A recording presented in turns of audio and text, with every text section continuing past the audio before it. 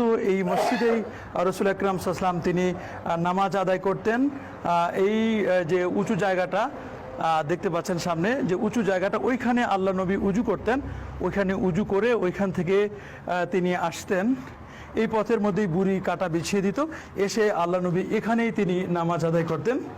এই সেই মসজিদ যেখানে রসুল আকরাম সাল্লাম তিনি নামাজ আদায় করেছিলেন। আপনাদের একটু ভিতরে নিয়ে যাচ্ছি। আপনারা দেখতে পাচ্ছেন অনেক হাজী সাহেব এখানে নামাজ আদায় করছেন। বরকতের জন্য যে আল্লাহ নবী এই জায়গায় তিনি নামাজ আদায় করতেন, তিনি যখন তায়েফে এসেছিলেন এখানে তিনি নামাজ পড়েছিলেন। আজকের এই যে কাঠগুলো সাক্ষী হয়ে দাঁড়িয়ে রয়েছে এই স্মৃতি যে রসুল আকরাম সাল্লাম আজ থেকে প্রায় ১৫০০ বছর আগে তিনি এখানে নামাজ আদায় করেছিলেন। সৌদি সরকার এখনও এটাকে ভিনিশ করে দেয় না, এখনও রেখে দিয়েছে তার কিছু স্মৃতি। এখন শুধুমাত্র হাজী সাহেবরা এসে, জিয়ারতকারী যারা, ট্যুরে যারা আসেন তারা এখানে এসে দুরাকাত বরকতের জন্য নামাজ আদায় করেন।